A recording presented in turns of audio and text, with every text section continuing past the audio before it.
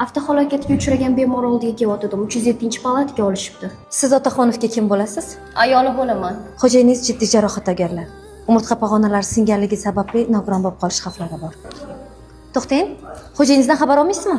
Umrim oxirigacha nogiron ayirib boqish niyatim yo'q. Kelganimni bilmay qo'yursan. Otaxonov, ancha ahvolingiz yaxshi. Agar nimadir kerak bo'lsa, Jumayeva desangiz meni chaqirib berishadi, xo'p? O'z ayolim vafo qilmasdan shunaqa payti tashlab ketganda sizdan nima ham yordam so'rardim.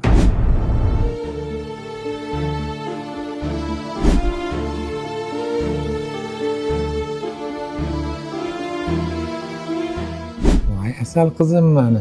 Adasam ishdan bo'shadim. Nimaga tinchlikmi onasi? Oyijon gummaxonim qilishga ulgurolmay qolgan ekanlar.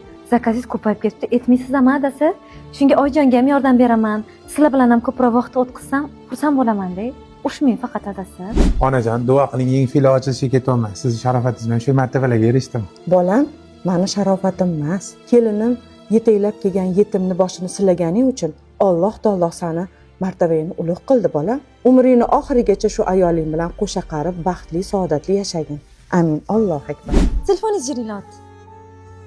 Olabay, shundoq labzakdan kelayotganda Malika chorrahaga yetmasdan chap qo'linglarda Gummaxonim yozilgan. Tashqarida turibman, olib kelaveringlar shu yerga. Ha, Malika bozor, ha. Xo'p bo'ladi, xo'p. Qara, non choy qandlarni tekin qilib qo'yinglar. Assalomu alaykum, yaxshimisiz? Ish so'rab kelgandim, qiynalib qoldim bolalarim bilan. O'shanga yordam berib yubora olasizmi? Voy, men bu yerda oddiy ishchiman. Mana xo'jayin o'zlari o'tirib turib so'ray qoling. Voy siz.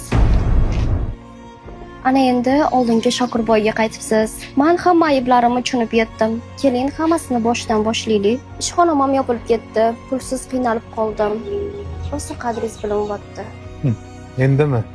Tillanma toshga almashmayman. Onasi chiq ketdi. Mashinaga chiqib turgan. Men qara, ana ayolga nima yordam kerak bo'lsa yordam qilganda Gummaxonim sabit 3-4 million pul ham berib yuborgan.